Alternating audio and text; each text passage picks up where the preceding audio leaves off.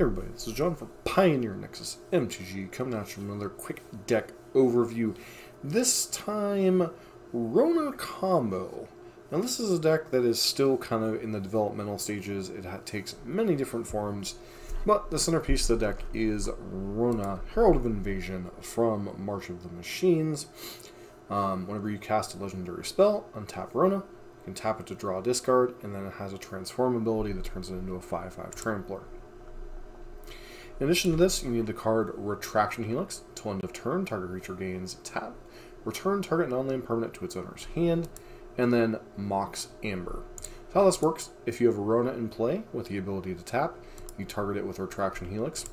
You tap it to draw a card or bounce something, cast Mox Amber, and then it infinitely untaps itself. What you do this is you're able to float infinite mana with Mox Amber. Now, infinite mana being relative depending on if you're playing on Magic Online or not. And then you can use this to win the game in various different ways. Now, this version also happens to run Tyvar, which allows you to use activated abilities of creatures as though they had haste, which makes your Ronas a little bit better in what it's doing. How this version in particular wins is Diligent Excavator. Whenever you cast a historic spell, target opponent mills 2 cards. So anytime you're casting a legendary artifact, legendary creature, etc., target player is milling. You use this in conjunction with a loop you have going to infinitely mill your opponent out. Now there are a couple other ways to attack the environment, but we'll go ahead and talk about this one. Basically, it's this loop, and then you have different ways to win from there. This version chooses to run more of a controlling shell, something similar to Dimir Inverter. You have Thoughtseize and Fatal Push to disrupt your opponent. Consider to help with card selection a little bit. You have Tyvar as kind of the Swiss Army knife to kind of hold the entire deck together, allowing you to rebuy Ronas that have been killed or potentially just mill them and get them back. You also have Jace Vryn's Prodigy as kind of something very similar.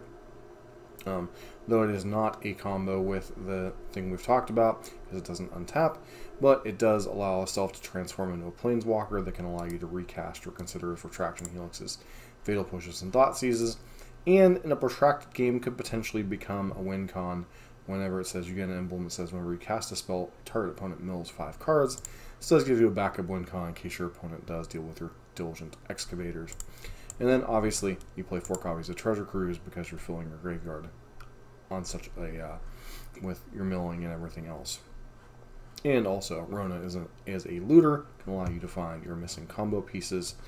Sideboard, this one a little bit different. A couple mystical disputes to fight over blue decks, Power Word Kill, and Raven Feeblement as extra removal. Raven Feeblement probably very good against humans, spirits, and Greasefang. Can also come in against Mana Dork decks, just to be able to kill them, although it's primarily good against creatures with white decks, or decks with white creatures. Duress is additional forms of disruption to break up your opponent's ability to deal with a combo. Cankerbloom, way to destroy artifacts or enchantments, or way to proliferate your planeswalkers, primarily here because of its ability to blow up artifacts and enchantments. Glissa as an alternative win con. Can make it very difficult for your opponent to block with this creature, and is a nice way to win without the combo.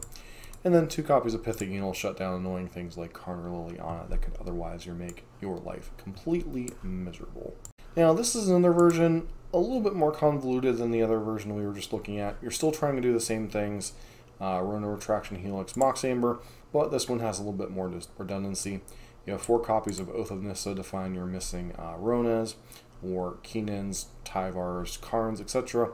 You also have 2 copies of Micromancer as ways to find both copies of Retraction Helix and a copy of Epiphany in the Drownyard, which is relevant once you get the Infinite Mana engine rolling.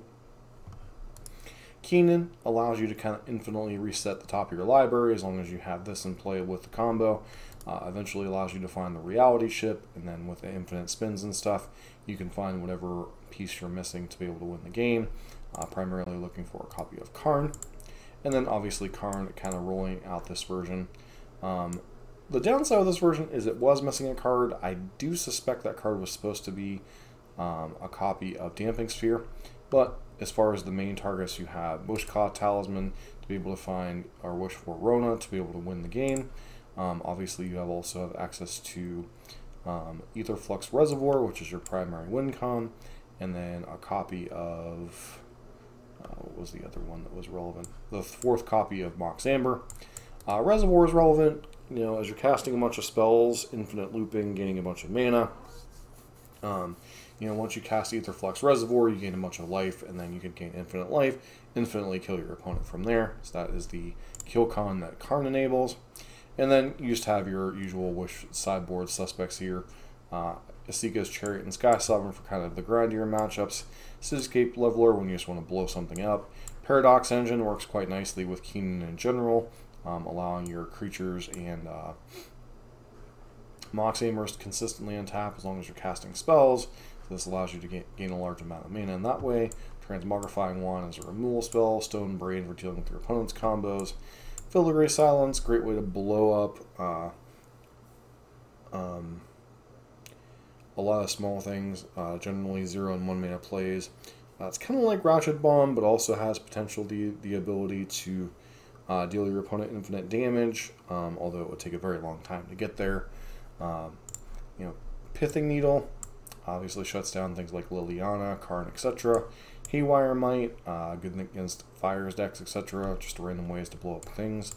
And then Tormod's Crypt as a way to deal with your opponent's graveyards. Now this version is obviously a little bit more convoluted, but does feel like it has a little bit of redundancy. And then finally, Epiphany of the Drowning Yard. What this allows you to do is when you're already generating the infinite mana, this allows you to kind of flip your entire deck over, split it into 2 piles, making sure you have your Karns split up between the 2 piles, allows you to guarantee your Ether Flux Reservoir, and then kind of win the game from there. We did a video on this with a short gameplay with it, so you'll have a better idea of how it works. This credit for this one goes to Todd Anderson, as he was the one working on this particular list. But like I said, kind of a convoluted way, but still doing the same thing at the core. And finally, a deck that was already running Mox Amber Retraction Helix, and now gets to add Rona in the mix.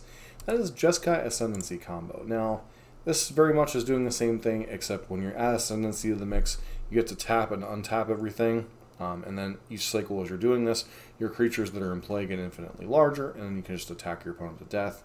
With Rona and Mox Amber and Ascendancy in play, you kind of get double triggers, so you're able to bounce one of your opponent's things in addition to the loop, in addition to growing your Rona, your Emeries, or Archaeologists, any creatures you might be getting from your Saheeli.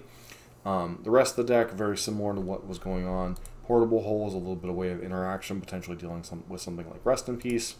Some copies of Consider as Card Filtration. Mishra's Research Desk, a nice way to continue looping through the deck while also getting a little bit of card selection.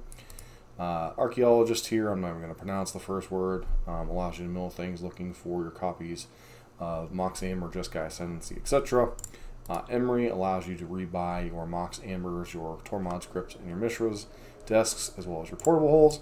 And then Treasure Cruise, when you're just playing these decks where you're looting a bunch of cards, allows you to find your missing pieces, etc.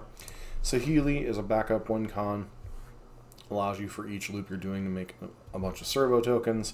So once again, this one doesn't revolve quite as much around Rona, but you still need this kind of infinite combo with a creature, Retraction Helix, Mox Amber. It allows you to make an infinitely large creature, and then eventually kill your opponent with that.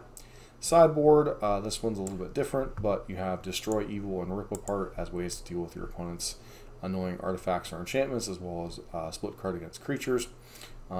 Spell Pierces and Metallic Rebukes when you need to fight counterspell wars, whether this be against spirits, blue eye control, etc.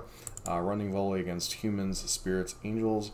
Reckoner Bankbuster when you find yourself in a little bit of a grindier matchup, and then Pithing Needle as just kind of a catch-all against a lot of different things in the format. So that is Rona Combo. Now, this is a little bit harder to explain what the deck does without actually doing some gameplay, so there will be some gameplay videos following up. One with this particular version, and then one with the version with the Karn, Tyvar, and Rona in one version. And there are several other versions. I believe there's a variant floating around with Fae of Wishes. So this deck hasn't quite centralized on what's the best shell for it, but there are several different shells out there that you need to be aware of. But generally, the deck is built around Rona Mox Amber and Retraction Helix, and then the combination of stuff you do with that. So, if you like this kind of Pioneer content, don't forget to like, comment, subscribe, and hope to see you for our next video.